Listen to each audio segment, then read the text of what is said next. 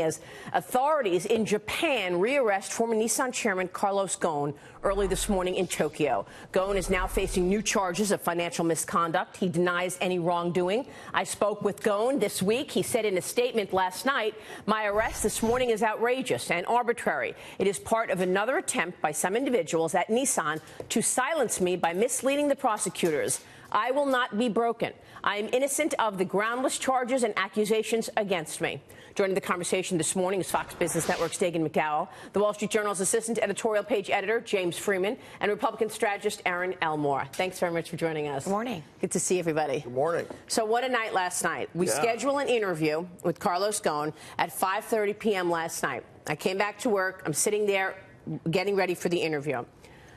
I'm texting with his lawyer. His lawyer says, okay, he's going to be calling in momentarily. Now it's 10 to 6. We're waiting for Carlos to call in to discuss the interview. I had already spoken with Carlos Ghosn over the weekend on Saturday, and he discussed the charges, told me everything that you've heard here first for the last 100 days, that this was a coup. He is denying all of these charges and saying that he is innocent. All of a sudden, I get this text from the lawyers. 10 agents just showed up.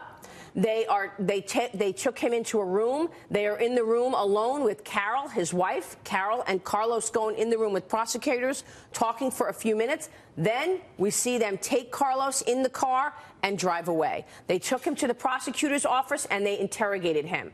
He was there. We were unclear if they were going to put him back in detention or if they were just going to question him. In the meanwhile, agents went back to the house and they started interrogating his wife, Carol Ghosn. Now, part of the reason here is because, as you remember, he put out that tweet a week ago saying, it's time for me to tell the truth, to tell everyone what's going on, that he wanted to give a press conference. He was expecting to give a press conference on April 11th next week. They did not like the fact that he was going to discuss publicly. I believe his phones obviously are tapped. The phone is a phone from his lawyer. And I believe that they are probably tapping Carol Ghosn's phone as well, because they probably knew that he was about to talk to the media. He was going to do this interview with me.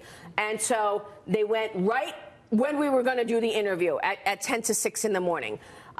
Then they went back, they interrogated Carol Ghosn, and she wanted to go to the bathroom. They went in the bathroom with her. She wanted to take a shower. A female prosecutor stayed in the bathroom, in the shower, while she was in the shower taking a shower.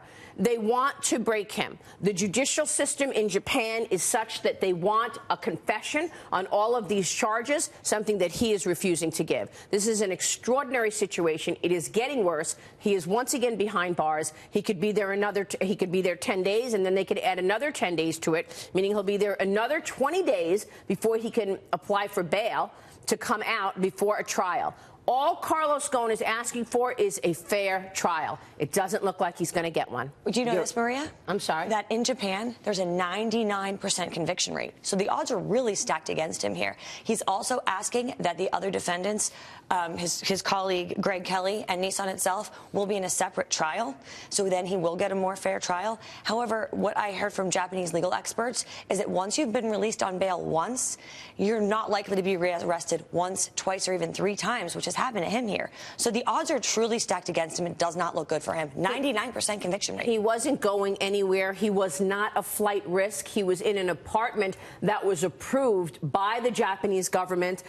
He wasn't violating any parole, but they went and they took him. Now, this new charge that they're trying to make is that he sent money to a company in Oman, Jordan, and he used that money, and then he used the money, and then they paid him to buy a yacht, to spend money on personal items. That cannot be proven. I mean, money is fungible. There's no way to say that the money that Nissan paid to this dealer in Oman was the money that he used to buy his yacht. It's a very hard case to make. His team believes that one of the reasons that they went back to arrest him overnight is because their case is falling apart. Now, Carlos Ghosn told me on the phone over the weekend, the reason that this all happened, this coup happened underneath him, is because the company was not doing well. The company was collapsing. His underlings thought they would, number one, be fired, and number two, that he was going to merge the company with Renault. He told me he wasn't planning on merging the company with Renault. However, he was planning a lot more consolidation, and he was, in fact, having to fire people. He had to consolidate because the company, if you look at the stock chart, if you look at the losses, if you look at the decline in revenue, the company was not doing well. I don't know how Nissan does any better. I mean, I'm sure that there are going to be activists that want to boycott Nissan, boycott Japan.